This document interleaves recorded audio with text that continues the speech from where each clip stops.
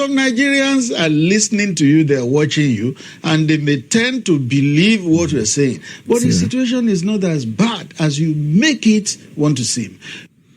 Nigerians that are living outside, that are seeing it happening to them every day.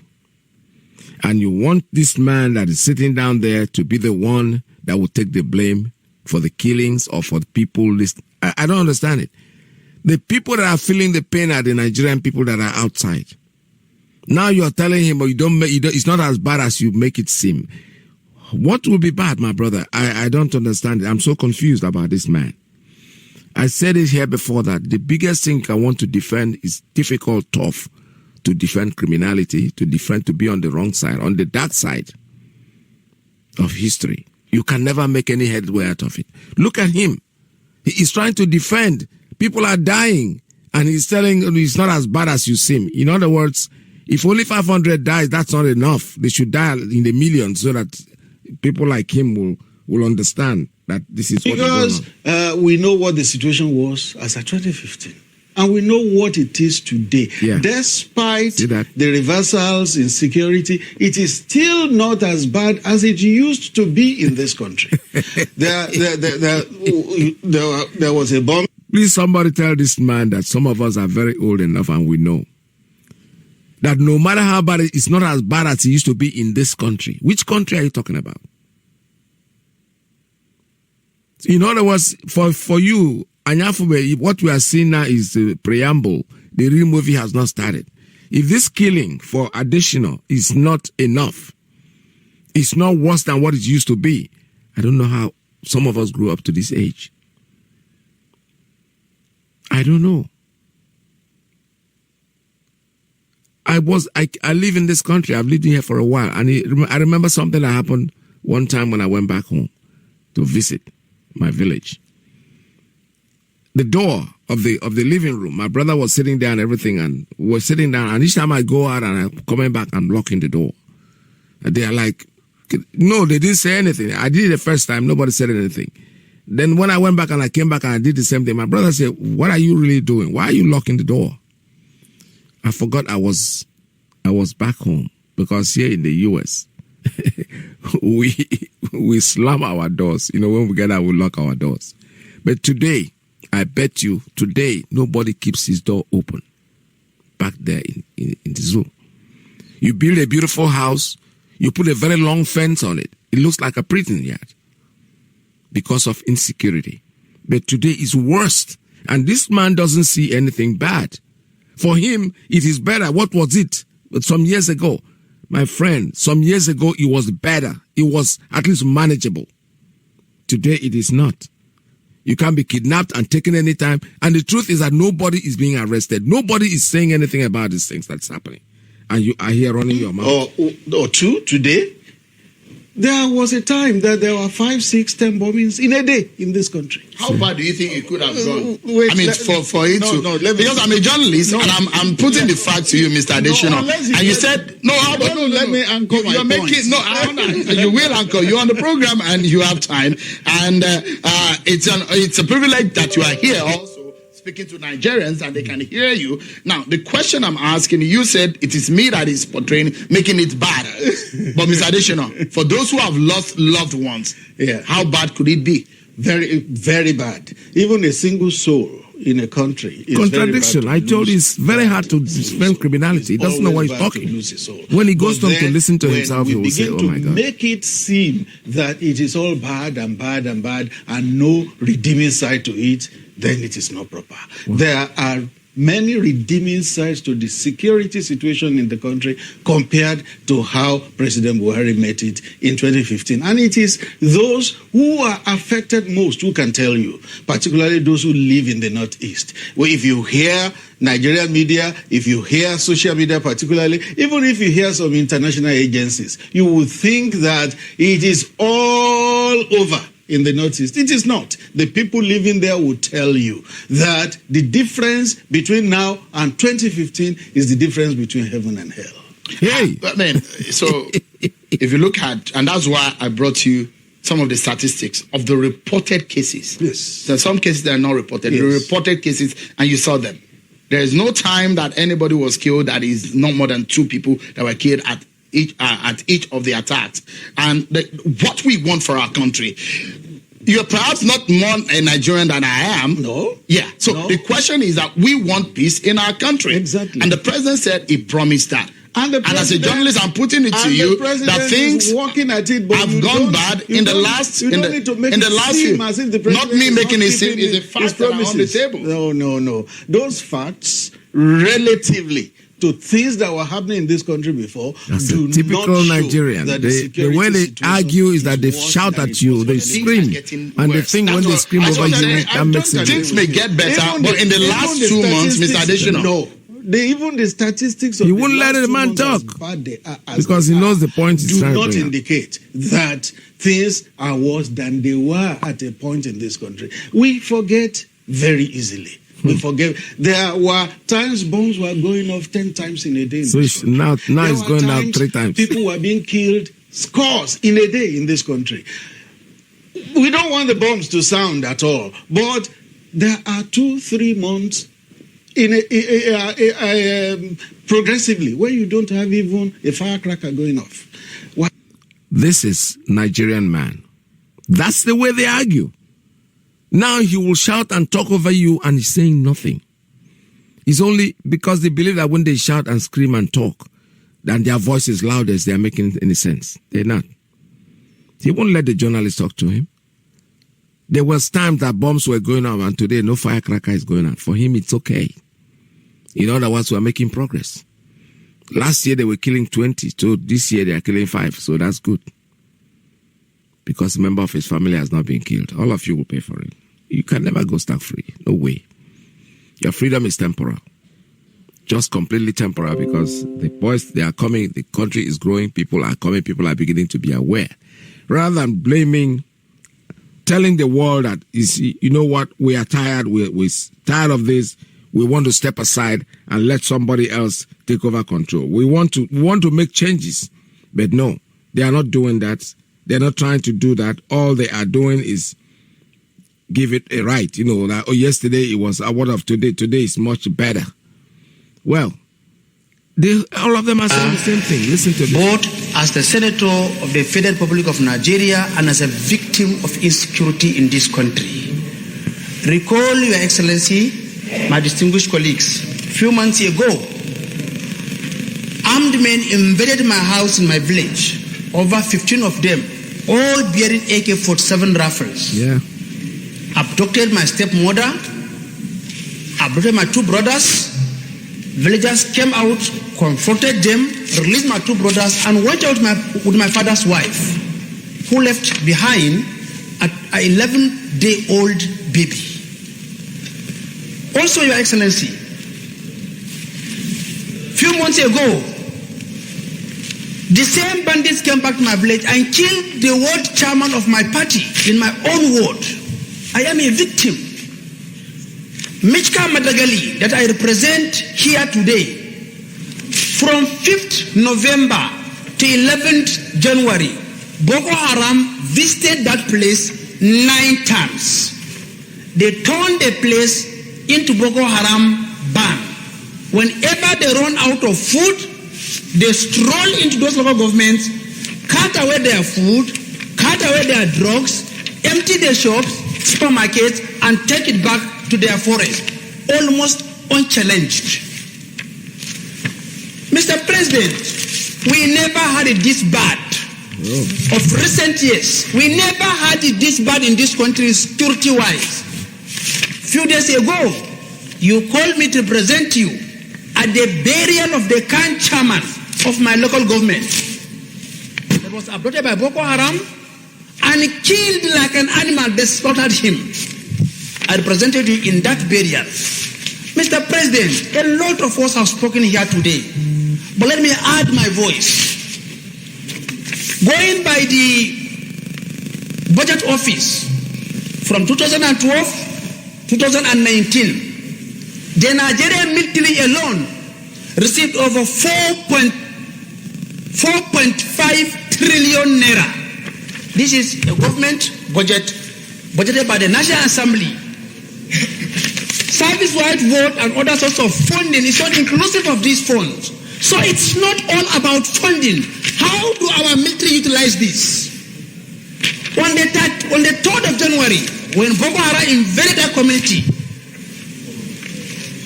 when they were repelled, they camped after Kubusha Show, a river within Mitka. Security force could not go there because they told me that their vehicle was spoiled. Soldiers. Mr. President, sir, I want to plead. The service chiefs have done their best, but I think they have run out of ideas. When they came in, they came with vigor, they came with force, they came with strength, and we are seeing results. Things have deteriorated. I am calling the service chiefs you appointed on the 13th of July, 2015. As of today, the service chiefs have been in office for 4 years, 6 months. We are talking about overhauling the security architecture. There is grumbling within the military. They are grumbling. Silence is no longer golden here. Let me borrow the word of my sister. Yesterday's we are survivors, are today's victim. Today's survivors are tomorrow's victim. Mr. President needs to reject the security apparatus, and if we need foreign help, we should not be ashamed of asking for foreign help to come and help us. Today in Borno State, virtually all trunk A roads are shut down in Borno State. Trunk B roads are also shut down in Borno State. Nobody dare move. I call on the President Commander-in-Chief of the Armed Forces to look inward. I want to repeat, the security chiefs have done their best. I think it's time to bring in new ideas to come and help this country. Thank you for your time, sir. Everybody's saying the same thing. Except Additional. He's the only one that doesn't see this. Every one of them, I'm picking them one by one. Each and every one of them is saying basically the same thing. Distinguished colleague, because of the time, I will want to be as brief as possible. And in doing that, I have highlighted just the salient point that we use to guide my contribution on this particular issue. Number one, the 8th Senate report on the security conference that was organized by the 8th Senate. I think we should bring back this report, revisit it, and all recommendations in that report should be looked into. And I'm happy that the Senate President was the chairman of that particular committee, and he worked closely with the leader of the Senate on this all-important report. I think it will do us a lot of good in giving suggestions to the executive on this matter. Secondly, we want to thank the service chiefs. They've done well. Yeah. Contributed their own quota. But I believe it is time for them to go. Oh. The president needs fresh ideas, fresh strategies that will guide him towards looking into the security challenges currently confronting us as a nation as soon as possible. Thirdly, we equally want to thank the Nigerian police, who have done well in securing our nation for the last 50-something years. They have equally done well. They've contributed their own quota towards the nation building in trying to ensure that every 200 million Nigerians are safe. But you will quite agree with me, the number of Nigerian police, compared with the trend in the population, is not enough to continue to carry out this all-important exercise. To that extent, we are calling on the federal government and the Senate as a major legislative intervention for the creation of state police by amending the Constitution of the Federal Republic of Nigeria as soon as possible. I want to congratulate the Southwest governor for coming up with the idea of Amotekun. This has forced everybody to go back to the drawing board and looking at it from the angle that there is need for us to take care of our security situation in our various states. Mr. President, the creation of state police will achieve, among other things, one, it will take care of all these little security outfits that have been set up once and for all, and they will be constitutionally backed for them to operate effectively. Secondly, Senator Danjuma Goje mentioned the issue of unemployment.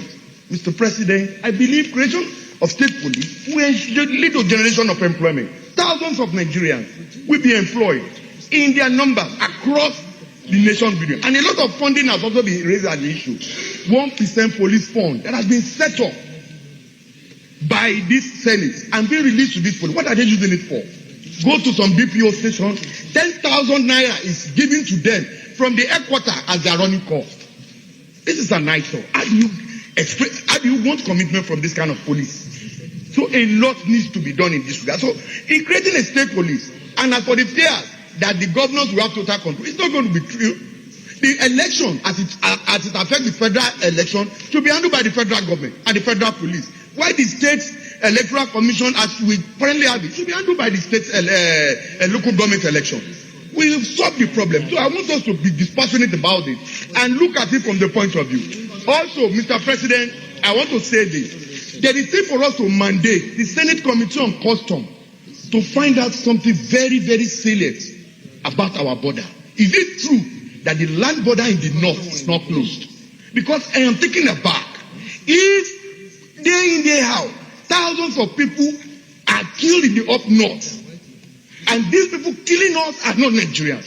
So how do they enter our country?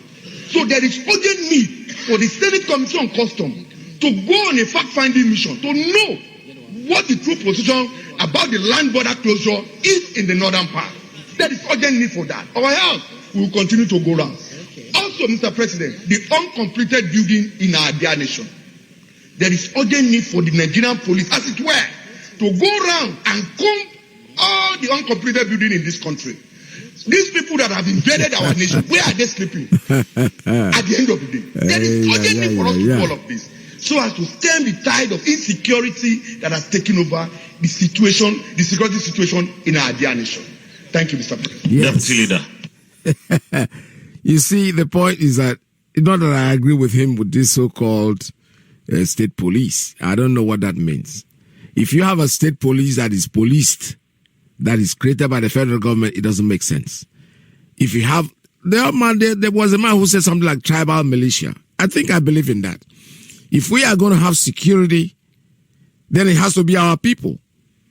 Not the likes of Ubiano who will go out and bring mighty Allah and tell us they are the ones guiding him. Isn't that ridiculous? Anyway, the truth is that the story is beginning. Once upon a time, I have said it before, and I said it in my program, that very soon we shall tell our great-grandchildren, once upon a time there was a country called Nigeria. That the story will continue from there. Because they are done. They are finished. Now they are going to comb uncompleted buildings because they want to know where the insurgents are hiding. There's nothing anybody can do about it. We have been, now Mazen Nnamdi Kanu has given us this information a long time ago. Yesterday I saw, was it yesterday or 2 days ago, I saw a clip about fire disaster in a Balogun market or something like that. People were throwing things out of the window and all that. Alhaji and Kunle, honestly, I was looking for their tape this morning. I just couldn't put my hand on it. Because this is exactly what they said. And I remember a friend in Lagos. When I sent him that tape, he listened to it and called back and said, Iyke, why are you getting involved in this kind of nonsense propaganda? You are too big for this. I said, okay. Today, I'm looking for that tape because I want to send it back to him and remind him. I saw it on Facebook yesterday, but this morning, on YouTube yesterday, and I'm trying to look for it this morning. I couldn't put my hand on it. I want to send it back to him. Say, listen to this. This is a conversation that they had. Their plans. They are activating it one by one. All this fire is not a joke. Have you ever had this kind of fire before in stores? We know that once in a while, there's a fire disaster here and there, but this one is complete. Either by trailer, carrying container of fuel or whatever, they are making sure that they want to make the Igbo man completely out of, I don't know what they call it, but they're forgetting one thing. We are rugged. The Biafran is rugged. There's nothing you can do to him. There's nothing you can do about him. You know, when you chew the chin, chew 'em. You either have a choice. Either you swallow and make it go choke you your throat, or you spit it out. That's what we are. We are Milinshi. There's nothing you can do with us. You can't drink us because we're going to kill you. You pour us away, we're going to smell you. So leave us alone. Look at all of you. Everybody's crying, both in and out. This is a Senate. Adesina is telling us that it's not as bad, which means he's telling us that make on a radio, the real one is coming, that what you people are seeing now is preamble. You have not really entered the real thing. You have told Listen to the only man who spoke and said the truth. That on this solemn day that we're discussing this matter, that we may not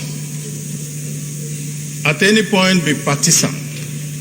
And I want to tell you, Mr. President, if you didn't insist that we will not be partisan, I would have called out the presidential spokesman, Femi Adesina, who, when the CAN leaders complained about the killing of a priest, he turned around and said that the CAN was acting like a political party. Now that we are talking about it here, let me hear him say that all of us are acting like a political party when somebody is complaining about these incessant deaths in this country. Mr. President, because we have to get to the root of this matter, I can only say one thing. Those who live by propaganda will die by propaganda. Mr. President, we are very serious here. This is a matter of life and death. And I was building up to something. And I will say what I was building up to very simply. Boko Haram has been defeated. Nigeria is now safer. Everything was being done to make sure that the hard work that was supposed to be done in securing Nigeria was not done because certain people did not do their work and preferred to cover the eyes of Nigerians with propaganda. That's why I said that at the beginning. But let me go on, Mr. President, to say this. All the time that we wasted in Nigeria trying to find all these excuses for non-performance has now come to stare us in the face. Reality is no respecter of persons. And it is the reality that we are facing now. Senator Sani Musa shouting every day that his people were being killed in Niger. We just took one from Jos, a student who was murdered by a Boko Haram person in full view of everybody with a pistol. And the Boko Haram person was somebody that was more, almost, he's not up to 9 years or 10 years old. And we are told that they have been defeated. Now, to go to the fact of what do we do? Mr. President, we have heard from the newspapers today where you have said and suggested, and they are quoting you to say, oh, well, we are going to call the IG, we are going to talk about the community policing, we are going on that way. Mr. President, Nigeria did not elect the IG. We did not elect the chief of staff. We did not elect the joint chiefs. We did not elect the national security advisor. We elected the government of APC in 2015 and re-elected them in 2019. The reason why we re-elected them was that they continued to tell us that because they had the key to security and the whole Nigeria voted them in 2015, and I agree with that. And I'm saying, Mr. President, when you want to deal with a matter, you go to the head. So we will go to the government and ask this government to resign because they can no longer do anything in this country. Mr. Minority Leader, I know. You know what?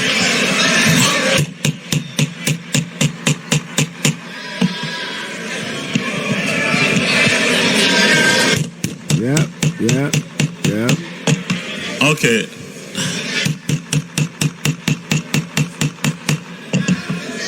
Please, Minority Leader, let me remind you once again that Nigerians voted for APC in 2015. He knows. He said that. And because they saw improvement in their lives, yeah, right, they voted APC again in 2019. I don't want us to be partisan, and I will advise against hate speech in this chamber.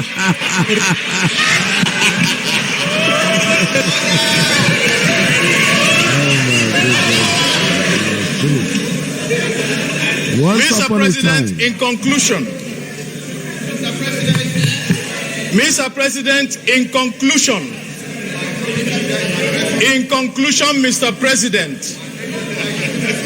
Mr. President, I need your attention. Mr. President, in conclusion, yes, Nigerians voted a government into power. And that government even said, if we don't perform, stone us. We are going with the stones to stone them now because they are no longer. Mr. President, all right. This is getting very interesting. I said it this morning that once upon a time, that's the story we'll be telling. There was a country called Nigeria. For those that are coming behind, maybe my grandchildren will be telling that story. Do you know one thing? There was once upon a time, it begins a story. There was a country called Nigeria. And where is it in the map? It used to be in that place. You see, when you draw that line over there, then you see what they call Nigeria. That's where it is going. It's there already. It is there already, very, very much there, and there is nothing anybody can do to change it. We are Biafrans, and anybody who doesn't like what we are doing, that's what they say. That's the word Ureman will say it. If you don't like what we are doing, it's your choice. You can get away. You can go to hell. With all it takes. All right. So we are still saying this morning that they have no choice but to let us go. We are going home. We are Biafrans, and there is no amount of promises, the amount of fake promises that will take us anywhere. And for those of them who are Biafrans and who are trying to sabotage what we are doing, we are watching you. We have our eyes on you. Like I played a clip of Charlie Boy yesterday when he said something like, we'll start calling your names, and I agree with him 100%. I am waiting because I know they say the one that they want to start, they say it's a presidency or whatever. And this morning, by the way, I saw something on Facebook that's so funny. They said some Igbos, Igbo people in Southeast, them telling Abaribe to go and apologize to Buhari for what he said in his house. These are not Igbos. Now, these are people who are 4 people in the Tumbo bar. They'll sit down there, call one journalist, just give him small money and say, we are members of Igbo Kebri group. Anybody can form anything. And then they go to the newspaper, they go to the Facebook, and they post their garbage. We don't have to take those people seriously. Not even Nigerians. Not even the Nigerians who are not Igbos. The other people that are speaking here, the people from Borno and the rest of them, they're not even asking him to go and apologize. The Senate president was there. He has to do his job. He has to stop him. But the man is speaking the truth. The truth is something that is quite bitter. It's like a quinine. You can't swallow it, but believe me, if you swallow it, it's going to cure you of that malaria. But if you don't swallow it and you spit it out, so that's what is going on. When you speak the truth, people, now others are saying the police, service chief, they are blaming service chief, they should resign, no. You didn't appoint them. Why would you tell them to resign? The man you appointed was President Buhari, who died, and then they replaced him. They should resign. That's your concern. Your concern is not, but they want to be modest. That even though they say don't be partisan, partisanship, is like a man that marries about 4 wives, and then the children are growing up, and they're behaving as if they are a family. No, go and check them out. The woman that is her turn to cook will cook, but she will at least put something aside for her own son or her own child or our own girl. So partisan thing is a thing of the mind. It's not physical. It might not be APC anywhere. For me, I don't even know the difference between APC and PDP because the same people are jumping from here to there and from there to here, and so it's the same people, just a change of name. The same wine, take wine, the same wine, and change it from a new bottle to an old bottle. The taste will still be the same anyway. So that's exactly what it is. So what we are saying is, you don't go out there and call the service chief, let them drop the arms. Drop your arm. You people are tired. You have run out of ideas. You don't know what to do anymore.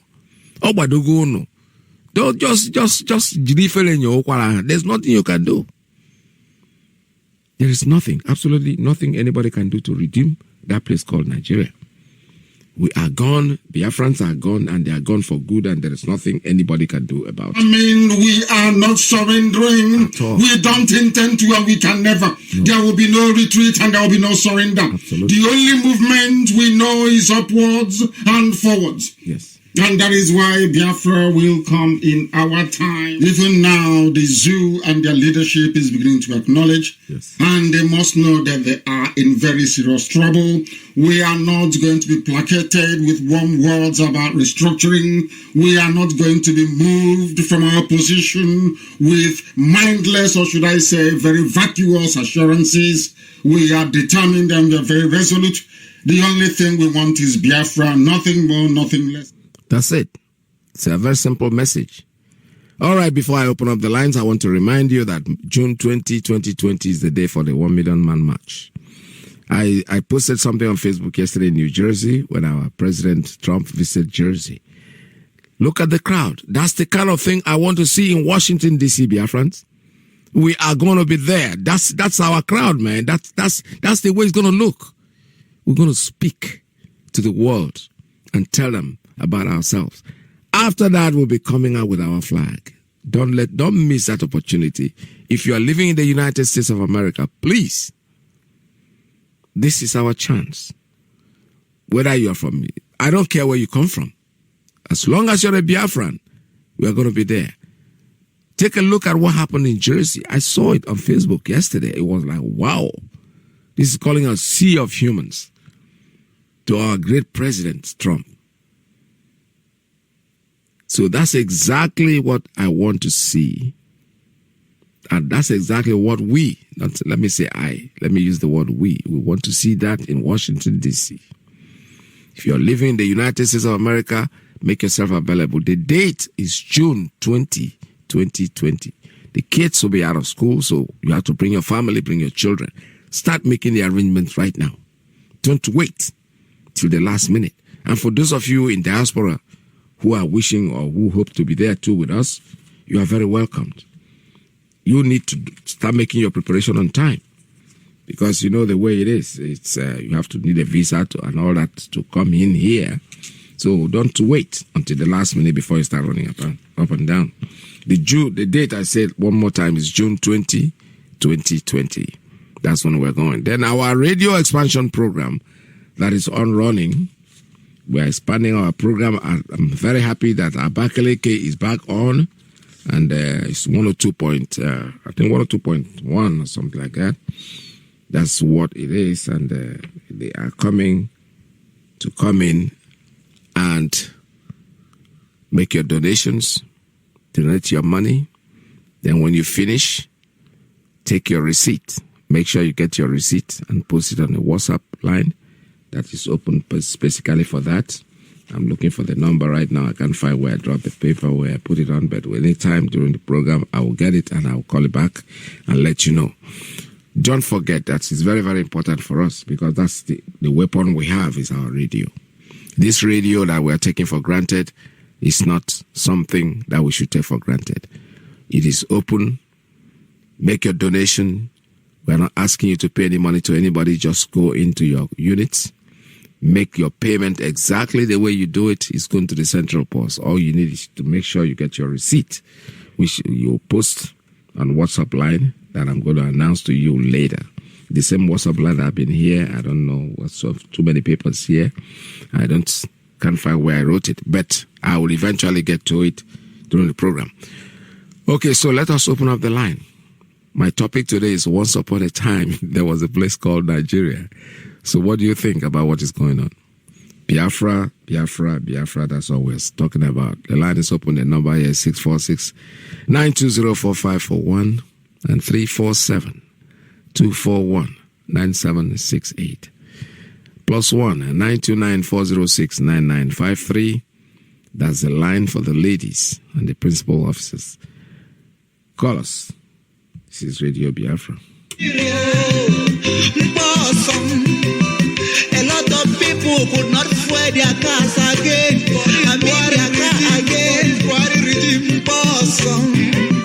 A lot of people could not eat food again. For this government, prosperity in Nigeria is not genuine. That's the reason why the masses are suffering. More they are dying, more politicians are going higher.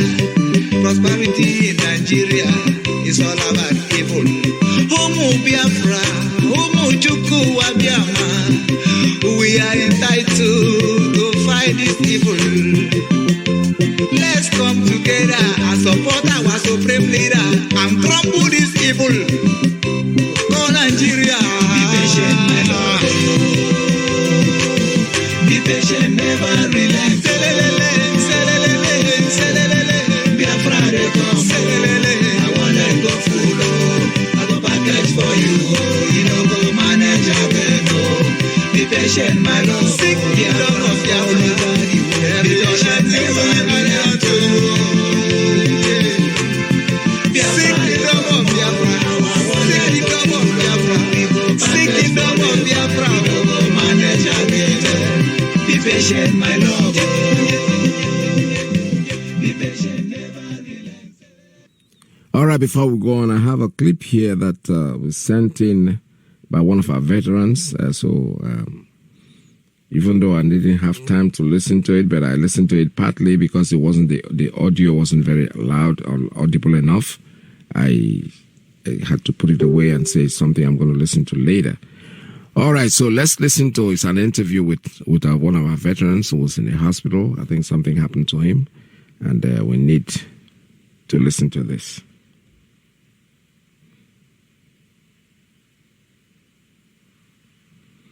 You know, sometimes this audio, when it's sent in on the messenger, it does not really anchor. So I'm trying to, since yesterday night, I've been trying to see if I could play this thing, but it doesn't seem to be working out. I don't know why. It's not playing. I'll try it again and see if it's going to work, because I know our brother took the pains of making this recording, and I want us to listen to the man and see what's up with him and what he's doing with himself at this time. You know, because it's hard to play, but I don't know why it's not playing though. Let me see. Let me try this. I'll see. Okay, here it goes. Good afternoon, sir. Good afternoon. Yeah, please, can I know your name? I know who I'm speaking with. Well, I'm Colonel Godwin Mojume. Okay, sir. Yes. Actually, this discussion is part of the trending news today in regards to the restoration of the land of Biafra. Yes. 50 years. But apart from 50 years, you people were living in peace until the Nigerian government unfold a plan to exterminate Biafrans across the Federation before the war was declared. What has been the fate before the war was declared by then Ojukwu? I was in Kano 1950, late 50s, when the Hausa said Araba Bamaso. I was in Kano as a young boy. I was teaching. I went on holidays to Kano, 1965. And when I got there, they said Araba. So I hear Hausa very well. They say Araba Bamaso. And means what? Translation? It means that the Sultanate, the whole Sultanate should go. That's the meaning. Araba Bamaso. from Kano. Kano is the heart of the Kano, Kanuri. Yeah. So, and they say we should dispatch. Little did the Kanuris know that the Fulanis had an agenda to Islamize this nation. And so they have tried so much to distinguish the Igbo race. Because that crisis in Kano, both Yoruba, Irobo, Ichakiri, Edo, so many people were killed. And so when I came back, I joined the army in 1965. I met OBJ in Judge's area. And so since then, there has been war. The Fulanis are very good in bribe. So they bribe to make sure, because they knew that the Igbo man can never be deceived. And so the people they fear most in Nigeria is the Igbo race. And that is the Biafra. If you find out the map of Biafra has been cleaned up in the geographical map of Nigeria, Biafra has been existing before the creation. Yeah, before Lugard came. It was the British that created Nigeria. It's not God. People are making mistake. If you Google Nigeria, in Google, say when you Google Nigeria, say it's an unfinished project. So they have discovered that there is lot of wealth in the Biafran land. After all, the Northerners are doing nothing. Where is the pyramid? It has disappeared. Where are they getting their resources to feed the whole nation? It's from Biafra. Who are the people most punished? Is the Biafrans. It's like somebody coming into your house and say, get away. You are no more the owner of the land. And so the war has taken a different, even when it was, why did Ojukwu declare Biafra? On Aburi we stand. Little did they know that Gowon is from Abakaliki. But the parents lived in Abakaliki, so they don't know where he came. They thought he's an outside boy. Okay? So, Ojukwu, who are they? People like this man, Nzogu, Zik, they fought for one Nigeria. It was only Awolowo that told them, leave these people, that they are liabilities. If you don't leave them, they will be on our neck. And you now find out that what they were fighting for to keep one Nigeria was against us. There was, do you know the meaning of Boko Haram? That Western education is a taboo. They don't go to school. But they find that in NNPC, quick people found NNPC. It was the Southerners. If you go to Kaduna Refinery, you cannot find any Southerner working there. The Hausas have taken over. In Custom Hausa, in Immigration Hausa, in the Army Hausa, in Air Force Hausa, in Navy Hausa, in Road Safety Hausa, in Civil Defense Hausa. Gradually, they've taken over. And they are non-artists, they are not good administrators. Call the some man, the Fulani man. All he is to squash money. They say, one kudi na money, that this money is our money. They can't hold them accountable. So they're not taking time. We're able to corner the Yorubas. But now the Yorubas are realizing that they are being used against their brothers. So this is the war that Nnamdi Kanu is disengaged now. Any human being that listens to Nnamdi Kanu's broadcast will weep for the mistakes that we've made. All right, so the war has taken a different stand until Nnamdi Kanu God brought him to expose. You know what they call exposure? To expose the ills. And now the Fulanis, they are in trouble. They may run, they may single file, they will run to Fulani Futajelo Mountain because they have overstayed their welcome. But the war we are fighting is the Fulefus, the Igbo slaves that want to serve the houses. These are the problems that we have. But God is placing them where they are supposed to be. Unity. Our disunity has given the Fulani strength. But now God is reversing it through Nnamdi Kanu. He's not an ordinary person. God, he said, this is why he was born. To unfold and open the eyes of men and women. That the people we think they are our brothers, they are not. The book of Psalm 68, verse 30 say, rebuke those men that are very good at war. God is dealing with them now. God is exposing them. How come that Miati Allah will promise the Yorubas? If you are creating Amatoku, choose Amatoku or 2023 presidential, and you are promising the evil man. Is the power in their hands to give presidency? They talk like foolish illiterates. But thank God for Nnamdi Kanu. I still say God brought him for a purpose.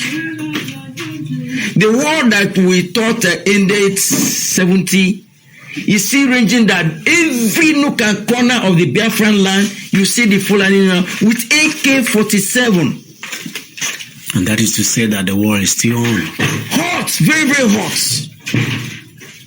Every parcel of land in Biafran land, you see the cattle ravaging the farmland. So that we can no more farm. And they bring in their yams from the far north. So we have no land, so we'll buy their yam, we'll buy their tomatoes, we'll buy their onions, we'll buy their cattle. The Hausa don't eat nama. So the battle is raging. But the God of Biafra is doing something.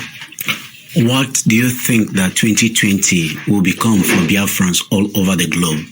In fact, before the first quarter of 2020, there is going to be a declaration. Freedom is the fight of heaven. God is interested in every man and every woman that wants freedom. Before April, this 2020, the whole world is aware that the Fulani, they planned to kill us and take over. My general, please, I will talk to you, sir. I'm in an interview. It's something. If you go to Warri, no road, nothing, no clean water. You know how many years they lifted oil from Biafra? Almost 60 years now. We have no good clinic. They know what they're doing. But because God is on our side, after the war, they gave 20 pounds. But the annoyance is how come that under 2 years, if you get to Onitsha, you will see 4-story building, 6-story. Where do they get the money? The more they are suppressing the evil man, the more the man is expanding. Listen, anywhere you go in the world and you didn't see the Igbo man run, the Igbo man is a developer. The Igbo man can come to London and stay under one place and start packing sand. He will pack sand. In the next 6 months, he's molding block. In this 1 year, he's building a house. That's the Igbo man. Thank you very much, sir. God bless you. Regards to the most of the unfolding event that is taking place today, the burial of our Majesty and the wife is around the corner. What do you want to tell? What do you have to say to Biafrans all over the world regards to the burial? I want to encourage our brethren in diaspora and in Nigeria, because we are facing the fire, that this is the greatest opportunity. And most of our colleagues that is in diaspora, there is no place they cannot enter. There's no way a king or a princess, the queen will die and people do not come to burial. So it's a world burial. Pa Kanu is a date that was made by God to save us. The blood of Pa Nnamdi Kanu and the mother, their blood spilled on the land of Biafra to give us freedom. So every man, every day can hear it. When the Nazi killing, they were killing the Israelis. The day they said enough is enough, they came home. So we are encouraging them to come home. And when they come, you'll be surprised that before the burial, Biafra has come to stay. Sir, what will be your warning sign and signal to the zoo contraction and their forces regards to the area? They know that they are in trouble because the searchlight of the world is focusing on Nigerian zoo. The soldiers that had never fought war before. It wasn't them. We never fought with the Nigerian soldiers. We fought with the Britain, the Egypt, and other neighboring countries. They fought the war. Do they have gun? They don't have gun. So they should be very careful that they can pick them one by one. What is their strength? Are they seeing young boys on the road? They are angry. The young boys, our children, they are more angry than us. They are more angry than us. So they are waiting for us because they are tired. Anything can happen. All right. Guerrilla warfare. One soldier can disarm 20 soldiers, lousy soldiers. When they look at our boys on the road, they think they are just bloody civilians. They are not. The Israeli children, they go to school, they walk war, they eat war. All the small children in Israel, they know about war more than the real soldiers handling the gun. So let Nigerian soldiers know that the boys they are seeing on the road, they are more aggressive, though they don't have gun. They can disarm them. So it is better they leave us alone. Thank you very much, sir. Thank you. You're welcome. All right, that's very welcome. There, somebody sent me that clip, and I'm only saying, my brother, if there's a way that man can come on air, we need to ask him a few questions and be what we are doing. But this is Biafra. We are moving on. He made so many good points. Honestly, this clip, I think I'm going to have to repeat it a couple of times for people to really listen to it. It's very interesting, very, very interesting interview. All right, I have a first call coming in on straight line. Caller, good morning. Tell us your name and where you're calling from. Yeah, Peter, good morning. Welcome to the program. Okay, well, actually, I don't even know the today details because I'm out of network completely. All right, just introduce yourself. Tell us your name and where you're calling from. Okay, my name is Paul Eze. Now I'm calling from Abo, but I live in Taraba State, the zoo, Nigeria. I live in Taraba. All right, welcome to the program. Long time ago, there's something that I want to tell you. Yes, go ahead, sir. I started the unit here in Taraba State, yes. But I was discussing with Master, so he told me that no problem. He sent my number to African Rep Mazoni. So they will send me a message or call me.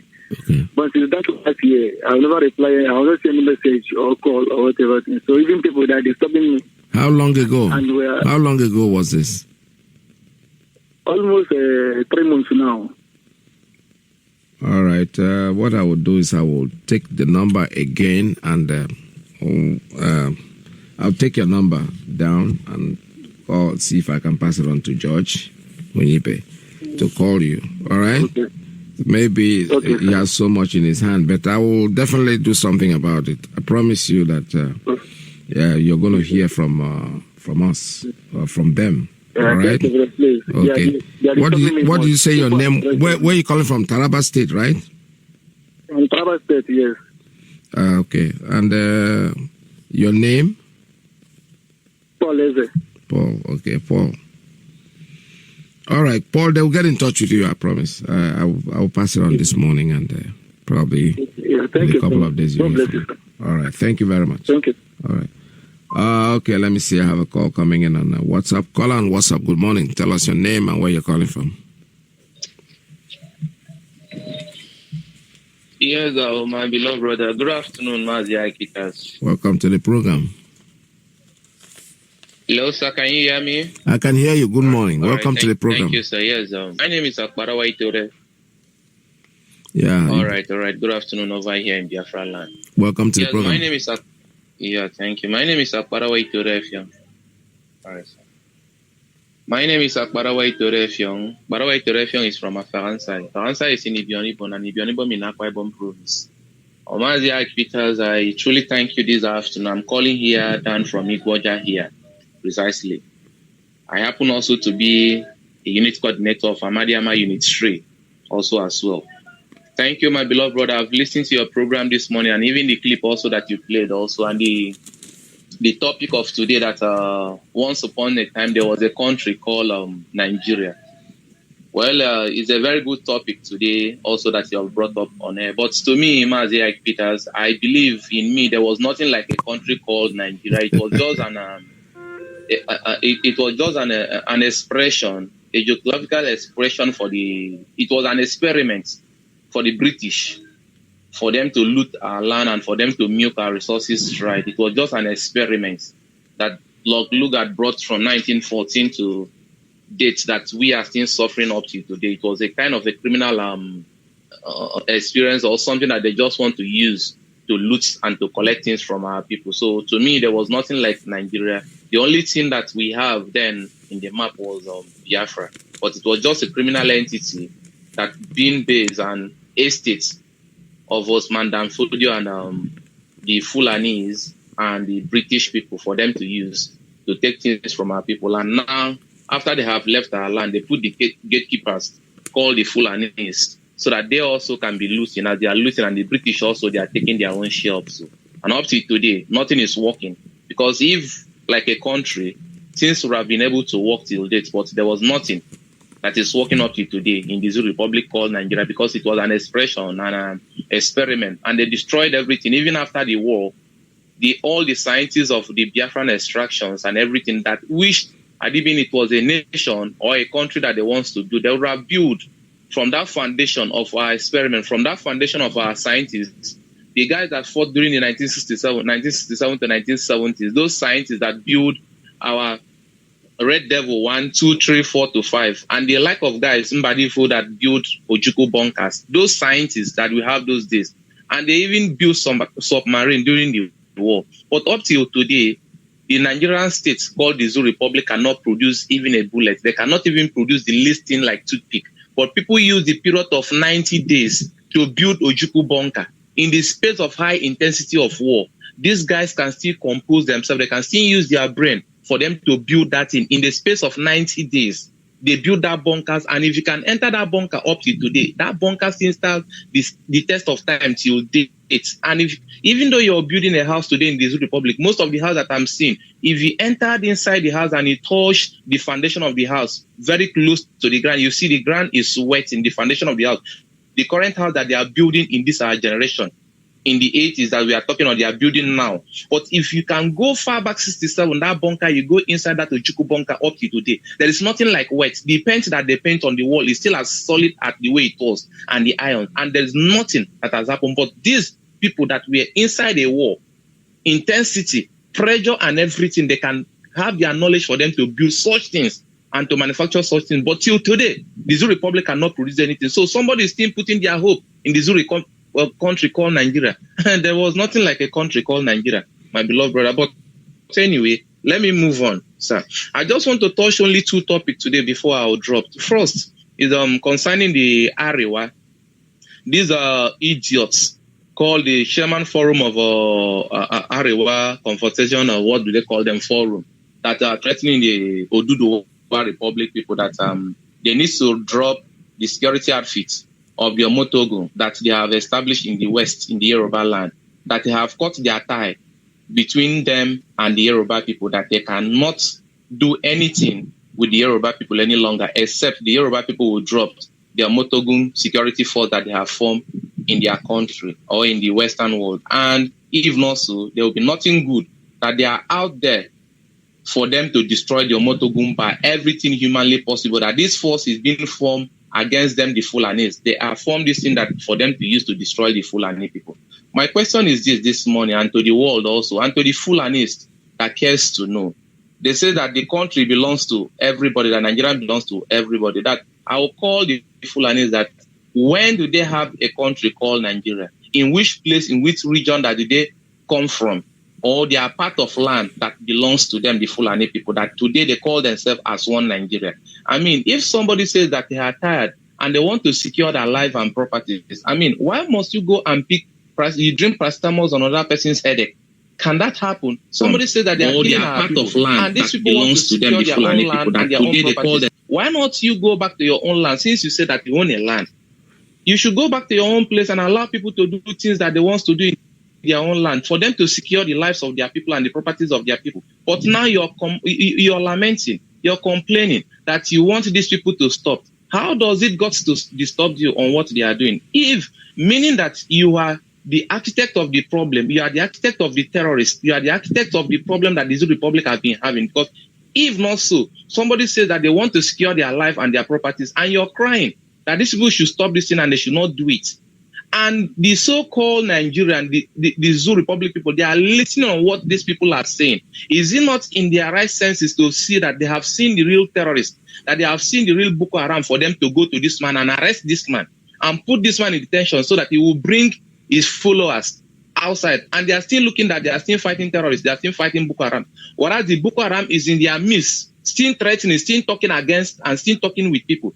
And they know that this person is the real culprit that they are looking for. If somebody wants to set a security outfit and you tell that person not to set that security outfit, that they are going to kill their own people, which is the same Fulani people that are killing people, that are rampaging the whole community, and now you're looking for the terrorist, whereas that person is speaking. Why not go and arrest the person so that he will bring his life out also? Now, another thing also, Mazi Iyke Peters, that I need to touch, last but not the least, is concerning our brother, Abaribe.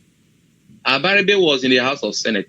He says that Buhari should resign because of the state of insecurity of the Zoo Republic called Nigeria. Yes. Now this stupid idiot called himself Gaiba Shehu came up now and said that on what ground does Abaribe has the infantry, the strength for him to drag and to say that Buhari, Jubril, that have died far back 2017 should resign?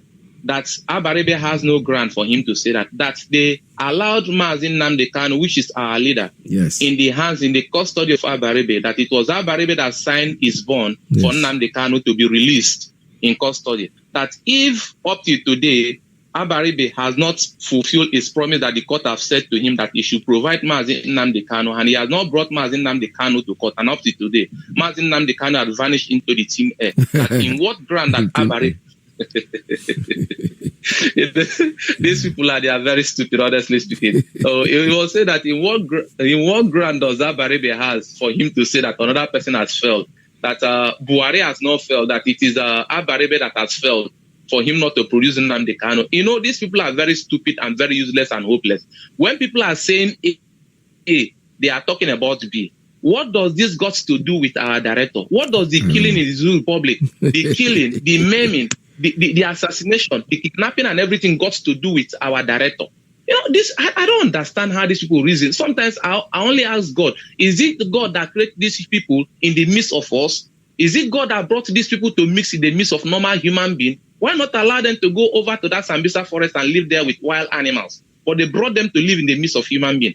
People that cannot reason like normal human beings. Somebody is saying A and you're saying B. What does that tally with what we are discussing? They are killing people. They are maiming people. They are kidnapping people. Things is going wrong on each passing day in the Zoo Republic, and you're talking of Abaribe failed. Has Mazi Nnamdi Kanu, our director, killed anybody before? Has IPOB assassinated anybody before? Has IPOB carried gun before to kill anybody? Is it not Fulanis, the terrorists, the Meeti Allah and the Aku that are killing everybody in the Zoo Republic? And Abaribe is telling this group of people, because we did not appoint Chief of Army Staff, we will not appoint DSS, we will not appoint Air Force, we will not appoint anybody, that this guy should resign. And this idiot is busy speaking from both. Oh, epileptic network. Are you still there? Is gone. Okay. And the only thing that is still keeping us hope, the only thing that is still keeping us hope as a people is the Biafrans that we all are waiting for. And that is the only thing. And our leader happened to be the only supreme leader that will give us command. And when he says that we should go, and we are ready to go. Shalom, my brother. Shalom. And shalom to Biafrans all over the world. Thank you so much. All right, this is Radio Biafra USA 2. We're still taking calls here. But I have something here that's interesting. I want to read this. It says by Abaribe. Abaribe is a very courageous man, and I love what he's doing. He's doing it very well. As in, Onyake Akwato has nothing to fear. And they also, so they had GBO, they cannot come up and speak.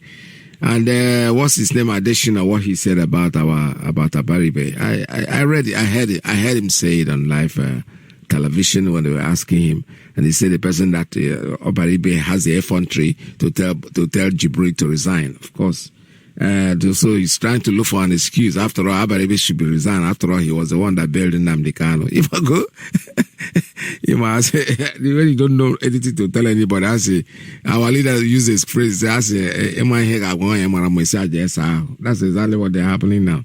They have nothing to talk. They have to, link Nnamdi Kanu to it to give it relevance. All right, caller, good morning. Caller on WhatsApp. Welcome to the program. Please tell us your name and where you're calling from. Hello? Hello? Good morning. Welcome to the program. Your line is open. Okay, thank you. Master Peter, thank you very much. Good afternoon from here. My name is Pastor Jack, and I'm calling from Lagos this afternoon. I want to appreciate God Almighty this afternoon, and also our own deputy and every other person working as closely hard in order to make sure that Biafra restoration is a success. May God continue to bless all of us in the name of Chukwu Kebia. You say? Well, I just want to be brief. Our brother, you all of us have seen him. Not just only is he a courageous and brave man, not just only is he a lion, but he's a truthful person. What he had just said is the truth that all of them are where they knew, but they cannot speak up. Yeah. Shame to the so-called senior president who want to use a hate speech to shout or shut Abaribe down. But Abaribe, as a learned person, had to continue until he finished his speech. These people who promise that if they fail, we should stone them, have to go with stone and stone them. And I thank God, I love what he did by concluding the subject matter and not allowing that idiot to forget what he was saying. There is no gain saying that the impostor has failed. All of them knew, but they cannot speak up. Yeah. Just like you see the governor of Jigawa or what, Lalong said he can no longer keep quiet. He has changed. They should arrest all the Fulani leaders. You see, they knew what they are doing. But some of them, their heart is breaking them. But because they see that if only them rise up, they will be able to tame them and probably kill them for speaking up against what the Fulanis are doing. That is why they kept quiet. But if they see a formidable force that will stand up, they will have no other option than to join them. And that man was able to say that because he has seen and they have seen that the Yoruba people have stood their ground. Yeah. They have designed a legal framework for Amatoku, so nobody will come and say it is illegal. Both the stupid idiots or himself to the general who is in the office issuing order that is not up to him. All of them have just ended up wasting their time because they have seen that there's nothing they can do to dissuade the people. They are not saying they have strike. Did they say a truce or harmonize? That's because they see that they have not been able to dissuade Yoruba people to drop Amadeku. And Yoruba people also, we are so strong and brave because of the courage from IPOB. Like it or leave it, believe in it or not. If IPOB have not been able to stand by them, or leader have not given them assurance, 1 million times assurance, by now it would have been a different ballgame altogether. Believe in it, tell you the truth. So you see that these people listen to our leader and they use our leader's strategies. That is why you see when they are implementing this thing, when they are going about this thing, they did not bring some persons on board. That information was not available to some persons in Yoruba land, irrespective of their levels of leadership. It was after they have formulated what they wanted to formulate, they now made it open. At that point, they know they cannot go back. Now, there's another thing I just want to talk. You see, we are talking of killing. That stupid, is it called Garubashi or what, was saying it's not as much as in the past. You see, those of them, don't say these people, do they have human heart? These people you are seeing have already sold their conscience to the devil. These people have dine with the devil. These people have sworn an oath. These people have joined the same ceremony that these their slave masters are. So the same thing their masters say is likely the same thing they will say. Or they will even say more worse than what their masters say. Because they are no longer with human conscience, but satanic conscience. What we call dead conscience is what they possess now. So we look away from what that idiot called Shehu Garuba is saying. Of course, everybody knows what the truth is. But something captures my attention. Today, at Iyke, and the reason is they are protesting that police, the one they call Iyke, should release one of the cops of their member. Remember, there was information we shared on social media a few weeks ago about how police people on checkpoint abducted up to 4 Biafran people who were testing vehicle belonging to another people. They were mechanic testing vehicle for somebody. Police caught them, asked them to give them bribe, and they said no money. In the process, they decided to search them. They saw that this one was having like 90,000, this one 50. At the end of the day, they calculated that money. It was about 200 and something thousand. It was Christmas period. And they said to themselves, they have gotten an opportunity to label these people and store that money. And that was exactly what they did. They labeled those people criminal, that they stole those vehicles. They moved them to Zima-3 police station or thereabout. In the process of torturing these boys, trying to frame them to say what was not true. One Mr. Chima died. And the owner of that vehicle, the man that owns the vehicle, that mechanic was repairing, began to make research, go from one police station to another. In a summary, he got to see where his vehicle was parked. He went through the legal process, took some military people, his friends in military, took some legal steps, and in the end, they confirmed that he's the owner of the vehicle, and they released the vehicle. And in the end, when he started making inquiry of the boy, one of his confidants advised him that he should forget about that case. He should just take his vehicle. And the man came online advising people what should he do? That this boy is an innocent boy. But to his surprise, one of his confidants told him that this boy, as a result of, in the case of process of torturing these people, that boy, they killed that boy. Okay. So if you go to social media, you see them online. It's like the matter have gone to court. They use some of them. They use their machete, cut some of them, cut their hand. If you look their leg, their palms, it was a very horrible situation. How do I know that this is happening? Because every bank sent a memo yesterday that there's not going to be bank being operation today in Iyke as is because of the protest that they should release the corpse of this boy that the police illegally killed, knowing fully well that these people are innocent. You see, when you begin to tell some idiot that we do not only need to give Nigeria, but we need to just make sure that this Nigeria is split into 100 pieces. Therefore, go their own. Every other entrapped entities, indigenous people should also go out because Fulani people, they are worse than coronavirus. I'm telling you the gospel truth. Yeah. These people are not meant to live in the midst of civilized people because they are devil themselves. They are very devilish themselves. So those of our people who are still sleeping have not gotten this gospel. I'm sorry for you because everything is going to take you by surprise. We have gone beyond the area of still begging you. If you are not seeing, it's only Abaribe and will stand up and the Garuba will attack him. Garuba Shehu, is he a court that will declare person guilty or not guilty? That is to tell you that they don't know what is democracy. They don't know the process. In fact, in the first place, nobody is permitted to speak on behalf of court. That idiot called Garuba Shehu should even be charged for court contempt for trying to talk something that pertains the judiciary without him being judged or anybody authorizing it. But because they are stupid, they claim they are intelligent, they knew nothing. Even if it's in the civilized world, by now he's in soup for that statement he just made. But all things being equal, what are we saying? See, it's either they give us Biafra or we take it by force. Because there's one thing about these people. When you confront them, they will run away. But if they are sitting behind and saying, let's negotiate, you feel like the people giving you presidency, are they the owner of the country that give? Is presidency what you give to people? I don't know. Somebody will come and tell you, the 2023 will give you presidency. Tomorrow they will come and tell Yoruba people, are they the giver of presidency? If even though that tomorrow something somehow we wanted to they say we want to contest the president, do somebody that belongs to the same contraction with you give you a presidency? Does he have the power to give presidency? So there are some stupid things they say sometimes. You see that these people are unreasonable. And in conclusion, you see, Eastern Association of Nigeria, I said it before, they must rise up to the challenge. They must join this and call for the dissolution of this contraction body because they have seen the truth that it can never work. So they should just stop pretending and stop this issue of only focusing on tithe and offering. That is not what we are. God has given you, have given you the sheep to control.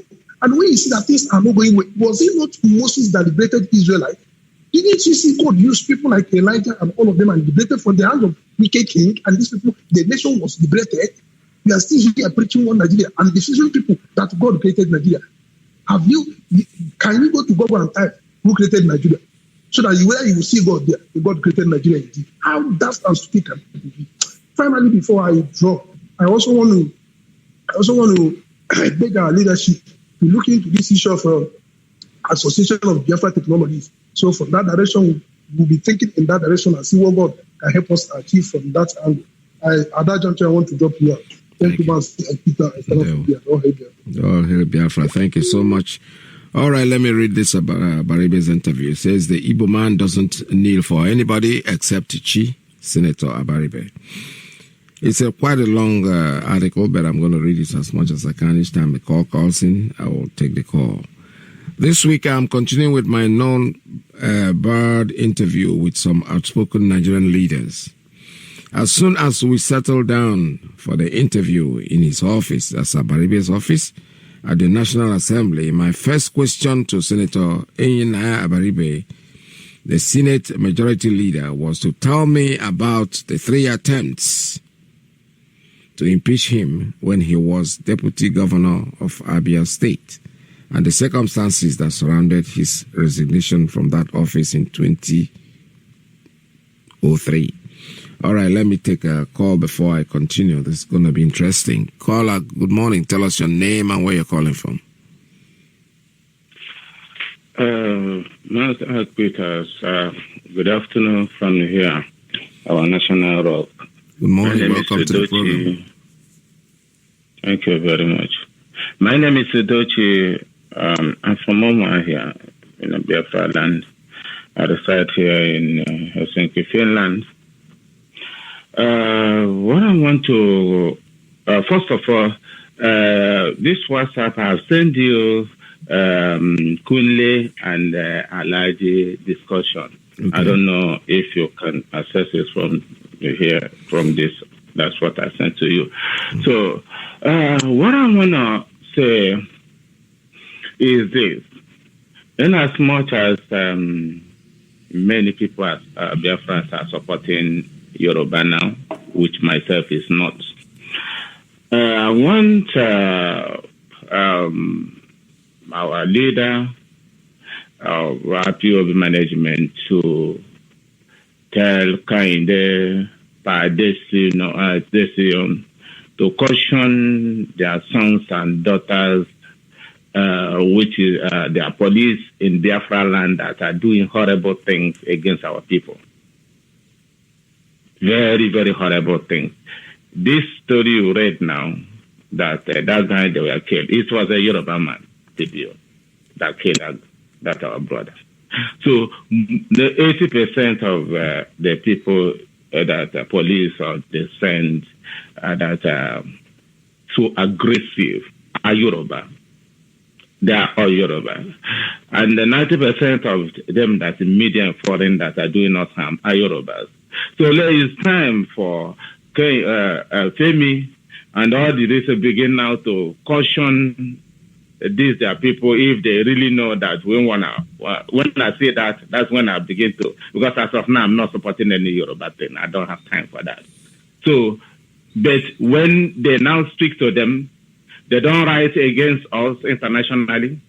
There are those police or army they send to Biafra land. Because when you check history, the most things, both massacres that are carried against our people are Yorubas. And now the police that are there, that are doing horrible things in Biafra land, killing our people, both the demonstration of Trump. All right, let me interject. Let me interject at this point. You see, the truth is this. Let me be honest with you. We are not supporting anybody. What we are saying is that He may get your just anyway. Let us not take this, because what we're discussing are these individual things. Within our own people too, the Biafrans, we have snakes in our midst. There are many of them. Yes. So we cannot put everybody together in one basket. There are some Yoruba people that are not good. There are some people that are not good too. So the point I'm trying to let me finish. Let me just land before you continue, because we can't be going back and forth. What I'm trying to say is that they have done well by trying to protect themselves. There is nothing wrong with that, and we support that completely. Whether it's the enemy, the worst enemy you have, and he is doing something that is commendable for his people. What have our own people done for our people? That's what should concern us more. Support is not the issue. Whether you support them or you don't support them, Amotokun is there. There's nothing you can do about it. So we are not the ones that create Amotokun. What we should concern ourselves now is our Ifulefus who are in our midst, who are our own people. Go to the police stations. You're talking about Yorubas. These are what you know. Our people are worst. Let me be honest with you. The same police that you're talking about, our people are there. So let us leave this question of support. We are not supporting anybody, please. Yes, our comrade. You know, naturally, we are just like what Mazoni, we have been showing love to every ethnic group. Oh, you do well, we say you do well, and so on and so forth. But there's what we call collective interest. Love. We should drop that that idea. What I'm saying now is that it's the time to balance the distance. So let this. We are supporting the Yorubas. No two ways about that now. How? So how are we supporting they are dependent on us. So let them use that opportunity to caution their people that they send the Fulani sent to our land. That are causing a lot of havoc. That what I'm trying to say is the same message. So because we cannot be probably cannot be using them and to be killing our people continuously. That's what the point I'm making there. So let Femi kind of begin now to write that our people, there are people that they send to this. Let them not to begin to attack us. That we help. That we have, because Fulani cannot find more strength. So our own people, we have already set up something that how to deal with them. We are going to deal. They know that. They know that. So because sabotage is a blessing. If you allow them, they continue. So I know that we all deal with sabotage. That's not two ways. They know that they have a short time. Everything. So that is what I want to contribute. It's time. It's good for the Biafran and Odua to work together, but they must stop killing our people or doing us harm. Where it matters, where we needed them to do something. God bless you. But, all right, thank you very much. Let me take another call. Caller on straight line. Good morning. Tell us your name and where you're calling from. Yes, good morning. My name is Francis Okoro. I'm calling from United States. Welcome to the program. Thank you very much. My brother, I have heard everything you the other comrades are doing and saying. But I want to just address what that guy is saying, and I'm happy what you told him about Motakun. But the attention I want to draw to us is just like I said previously, when people saw Chinese people singing and in Igbo language, and everybody was thrilled, thinking that it was a good thing when the Chinese are preparing and training spies that are going to come tomorrow to attack the Biafra land. And the same thing that is happening with this Amotekun. The Fulani people are not afraid of the Amotekun. They are afraid that the Biafrans are going to take the opportunity to set up their own. They are more afraid of what we are going to be when our own security outfit is out. What is it going to look at? What is going to be the most threat that they are worried about? Yeah. I just want people to know that they are not concerned about Moteku. Yoruba people, remember what Babangida said, if he is sleeping and hear that Yoruba people are coming for war, he is going to go back to sleep. But when he's told that Igbos are coming, he is going to run. So they are worried about the Biafran outfit, security outfit. That's what they are worried about, and that's why they want Yoruba to stop, so that Igbos don't copy. So that Igbos want to set up their own, they can tell them no. So I just want us to know that it's not that we are anybody supporting Yoruba. We just want to make sure that their own stand, so that their own can. Exactly, absolutely. That's exactly what I'm going. No. And I want us to not to stop attacking ourselves, and just be realistic. Try to digest the things and aspirations before you start. And again, what I want to talk about a little bit, I don't know if this is the forum for it. This Nnamdi Kalu's father's burial or parents' burial. That the governor and the police, the state commissioner of police is warning IPOB members not to show up there. Yeah. I don't know the rationale behind this threat, and what are we doing? Because for me, I don't want anybody else to be hurt. And this thing, I was not expecting that this burial would have been now, because no Biafra coming. Why not? Well, I just wanted to make it in such a way that, because it's not Mazen Nnamdi Kalu's burial, it's not a Faruku's burial only, it is the burial of Biafran and IPOB members. If we are going to be told not to be there, I don't know. My brother, let me interject. I know we're going to be there, but I don't want to. I don't know. Let me interject. You see, the point is that the time has come when we have to be real and be realistic about things. IPOB is not armed. They don't have any gun. They're not shooting anybody. They're going to bury the dead. There is no family that doesn't bury anybody. We can't be scared of these people because they say we shouldn't come to. We are not scared of them. That's what I'm saying. What are they going to do? There's nothing they will do. They will just rabble rouse. Believe me, trust me, they will just rabble rousing. They will not do anything. If they are trying to, they know that when we are ready to march, yes, they are not our rival. Exactly. And what they are doing, trying to do, is to provoke us to. No, attack. they can't set. Listen, we dictate the pace. We set the pace and they follow. They don't tell us what to do. If IPOB wants to go to funeral, so be it. They're going to go.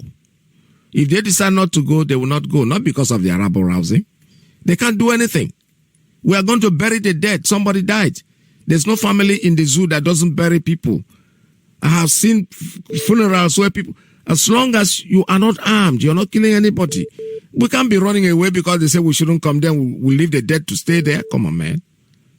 And I understand what you're going. I understand where you're going. If you're trying to say that, what I was thinking is that all these. I live here in the United States, and I know that there are a lot of these saboteurs, all these our governors and the politicians in Biafra land, that they bring their family here and they're causing a lot of trouble there, and we have not been able to really physically threaten their family. We have not been seriously and physically threatening their family. I don't know when this message will be, the way we can send a strong message to them other than trying to hit them a little bit below the belt sometimes. All right, I've heard what you said, but I'm so concerned about the funeral. They have the right to go and bury their dead father and mother. They have the right, long as they do there, they're not armed. Nobody is. You have to be afraid in front of your enemy. They have the gun. They have everything. IPOB, if they decide, I'm not deciding for them. If they decide to go to the funeral, I don't think threats, rabble rousing, that's what I call it. One way, as soon as they talk, we start shifting because they think we are not armed. Let them go there and let us tell how shameful would the governor look at himself. The king of Afari Beku died. The members of Afari Beku, 80% of them are Biafrans. So what are you going to do? Not bury the man? Come on. And I'm sorry, I'm going to ask this. And this registration of Fulani people in Biafra land, what are we doing about it? What pre-registration about what? What? I don't understand. The Fulanis, this information reaching us that the Fulanis are all over the Biafra land and registering as indigenous. I don't know where you get this information from, but what I'm trying to say is that we know who is who. You can register all you want. Put your name down as whatever. So what has that got to do with what we're doing? We are Biafrans, we know ourselves. When the time comes, trust me, when it is time, they will go. Don't even worry about them. We have other important things to talk about.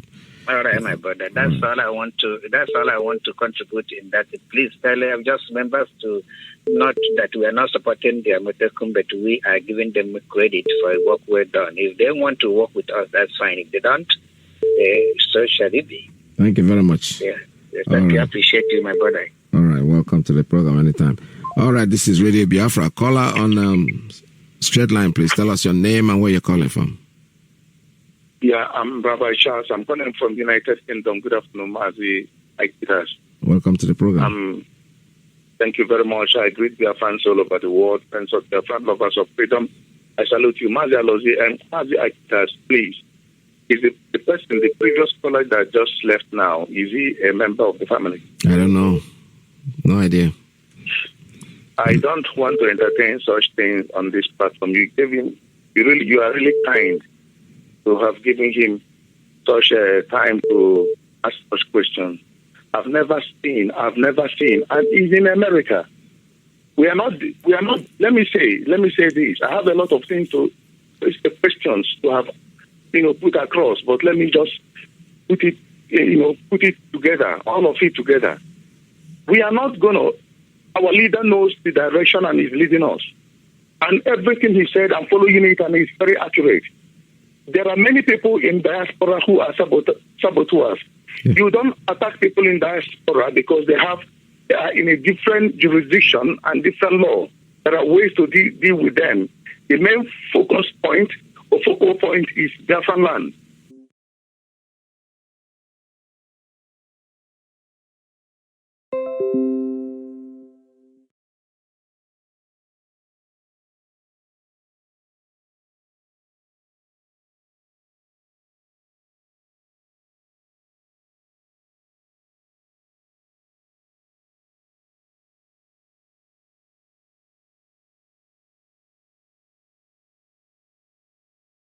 A new card or whatever will be given to them, and then life goes on. They are out of EU.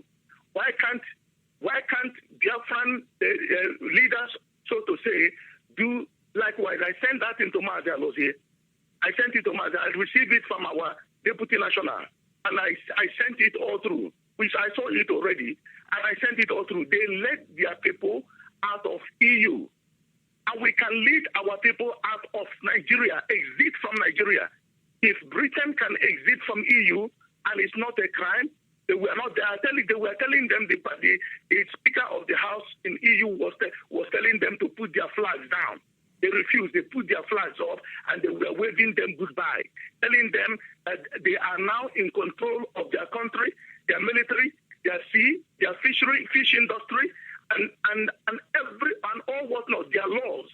They don't have to use EU law. They don't have to depend on EU military. They cannot intervene in British sovereign country. They are waving them goodbye. No gun was shot. No bully, no intimidation. There were verbal intimidation words, but there was nothing like physical combat there. And they are going and they are gone. He said they are. I so much love that man. I so much love him. I listen to his show. If you said you want your country, it is never a crime. And now, if Biafra said they want to exit from the contraption called Nigeria, it should never be a crime. It should never be be something that you're going to go and kill somebody. If a king and a queen was shot, and they don't have, you are telling me you come on air to say we should be careful. How careful should you be? Let me ask you. I don't know. Until when they enter your pot of soup, then you say now that how careful should you be? How careful should you be? Now, don't ever you tell me. Now, I'm a question, you are in the United Kingdom here. Why can't you go? Listen to me. Listen, the arrangement is more about anything. I won't tell you anything on air. Every representative has to go there. If you're a representative, whatever, you have to go there in your numbers. Go there and show your condolence and do the needful and go away. How can you tell me that very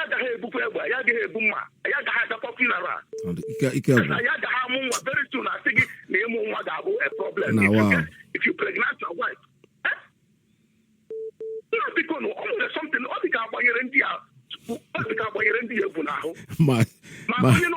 Rabbi, I know how angry this is, but please round it up. Let me take other calls because this is very annoying. Okay, let me round up, please.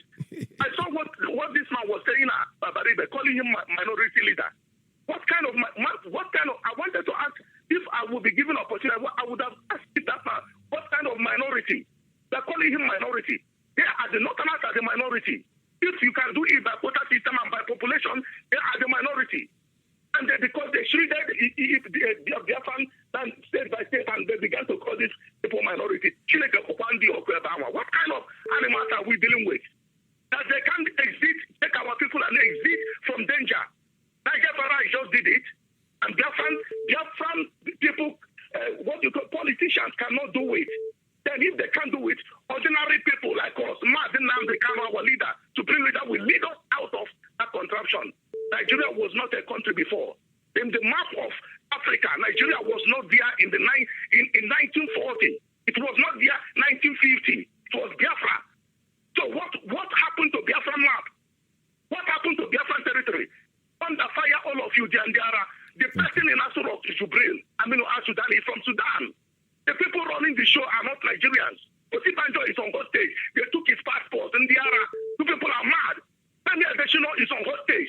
They took his passport. He can't go to international and anything outside, idiot. Until when their father, they told them, our leader said, until their father told them what to do, then their father will give them visa to come to UK. Besides that, they can't go anywhere. And they are on the Aisha Buhari is on hostage. Fire all of you there. The one Nigeria.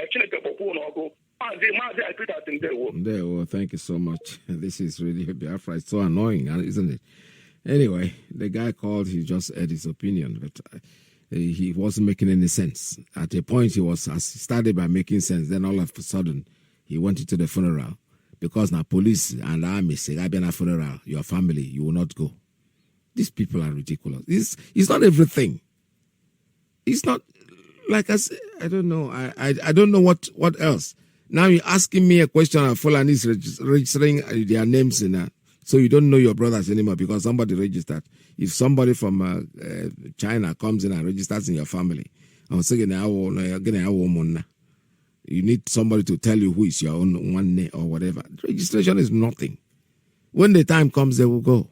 I am telling you. When the time comes, all these things that are building up, they will disappear. You'll be looking for them. I remember at the end of the war when they wanted to go for driving from the right to the left and all that. And people were saying, oh, people are going to have accidents and everything and blah, blah, blah. Before you know it, within 6 months, all the right-hand cars disappeared. We didn't know where they were. They'll be forgotten. All these people that are coming in and doing... Fulani has no power. I am telling you, their power is in rabble-rousing, scaring you. These people are going to bury their parents. That is all. It's as simple as that. It's a family funeral and nobody. Let them go there and march on. They try to kill our leader, right? What happened? Our leader is still alive today. So if you want to go and kill armless children that are burying their parents, so be it. Go and do it. The world is watching. Of course, the satellite will be there. So let's stop fooling ourselves and getting afraid over nothing. This is just annoying. I don't blame the rabbi. Rabbi is getting very upset about it, like everybody else. I am, but I just try to control myself when I was talking to you, because there was a point I wanted to hit the button, but I said, let me just let you finish. Next time when you want to talk, think about what you want to say. We don't encourage cowards here. We are not fighting anybody. What we are saying, we are going in there to take our father died, and we're going to bury him and our mother. It's as simple as that. Whether they like it or not, all the army in Nigeria, all the police in the whole world can come and surround Afari Beku. The man that died is the king of Afari Beku. And obviously, the country, the city itself is mourning. The city is mourning. That is Obuda Honachi. The Mdonachi, they are all mourning. They are there to, celebrate his life. And then somebody telling us because they don't want IPOB there. Nonsense. I beg. Let me just get away from this before I get worked up. All right, I have a call coming in on Messenger. Let's take this one and see. Caller on Messenger. Are you there? Tell us your name and where you're calling from. Good morning from here.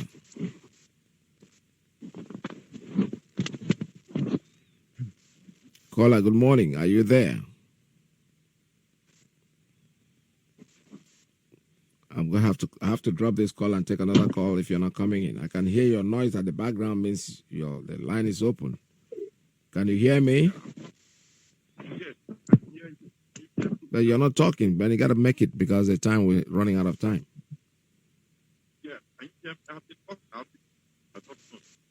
Well, it's from your side. There's a problem with your system.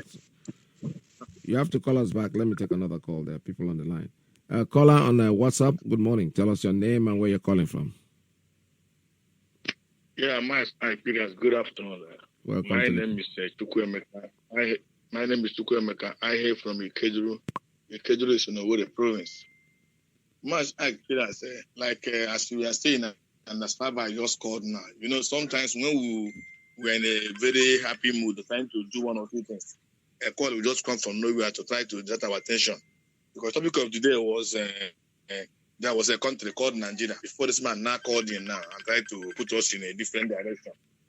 Sometimes people, I don't know what they're panicking for. I don't know whether if it's a regular listener of Radio Biafra. IPOB have been preparing their members in the zoo called Nigeria and in Biafra land. We have been going everywhere, doing everything, doing burial and all the rest of them. This one is not going to be exceptional. Yeah, so I don't know. If he has been listening to Radio Biafra, if he has been on Radio Biafra, he's supposed to be aware that so many IPOB units have been going for condolence and coming back to Omaya. They are going there, announcing when they are going and all the rest of them. We are only going there to do the burial. We are not going there with gun. We are not going with machete.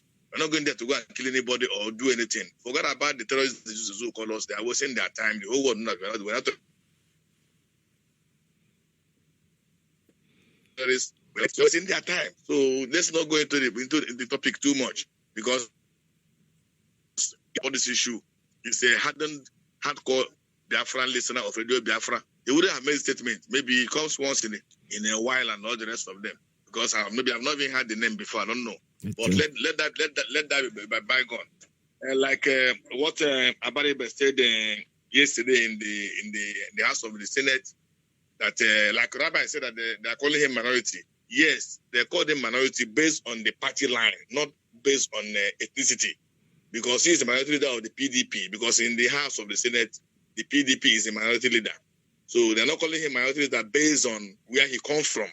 That is pushed as a senator in the House of Senate. But what he said yesterday is exactly what, if you go to social media now, is trending. Because he has the courage to say what he said. Yeah. He didn't make any mistake. And he said it the way it is. And Nigerians, both, if you go to social media, you will see different names. You will see Yoruba names. You see Igbo names. You will see Hausa names. All of them, we are hailing him, commenting, telling him that he has tried. It's not easy to go there. You reminded somebody of what he said. You said that if we cannot do this, stone us. And somebody was telling you that this is what you said some time ago, referring you back to what you said. And all of you, both Anoche and that useless woman, they is calling Abaribe Buffon. It's quite unfortunate. That woman, I don't know where she come from. I don't know her state of origin. He's calling Abaribe names and all the rest of them. That woman, I don't know what will become of her when Buhari government left in 2023. I don't know whether if he can be able to work in the state of Nigeria or even in diaspora, because what he's saying is out of point, and he's just saying it with impunity. They talk about hate speech. They are the one now bringing the hate speech, calling people names and all the rest of them. Somebody's statement telling you what you said, and now you're calling him names. It's quite unfortunate. We find ourselves in this situation. When it comes to the issue of there was a country called Nigeria. There was not a country like Nigeria already. Already Nigeria is gone and it's gone forever. Yes. It's not in Google. You can't find it anywhere. It's created by a man called Lord Lugard. So if even 100 years to come, even if Biafra go, Nigeria was just in the mouth of Nigerians. It's not anywhere. It's not recorded. Nobody know about Nigeria. Nobody know the meaning of Nigeria. So let's not even bother ourselves, because the country doesn't have any meaning. Thank you and God bless you. Continue your good work. All right. Thank you very much. Let's take another one. Caller on Principal Officer's line. Good morning. Tell us your name and where you're calling from. Please make it brief. Good morning, Mazi Peters. Welcome to the program. Yes, sir. My name is Kiwa Kweze, and I'm here from Enugu Agede. Enugu Agede is in Njikoka local government, Okta province of Biafra land. Mazi, I thank you for your time, for your talent, for your treasure that you are putting through this restoration effort. Thank you. I thank our great leader who has volunteered everything. He has sacrificed everything for this struggle. Above all, I thank Chukwuokika Abiyama, who at this time find it, deem that it will send a leader to liberate the people of Biafra. Mazi, this morning I wanted to just call, because sometimes this our radio is becoming too organic that people can just come and say whatever they want. We must remember that in this struggle, any shred of fear, any slightest, the smallest one of fear, we are gone. Our leader always reminds us of this. And if the parents of our great leader are being buried, whose death was caused by the activities of the Nigerian government, the zoo government, and somebody is telling us on this radio that the commissioner of police or who is that person? That the entire Biafran people, when I mean entire, everybody from the former Eastern region is a Biafran. Is an indigenous person of Biafran, is going for a burial, and somebody in the US, who I'm not even sure is an IPOB member, we must ascertain the identity and the identity of everybody who calls into this radio, and whether they belong to this family. Because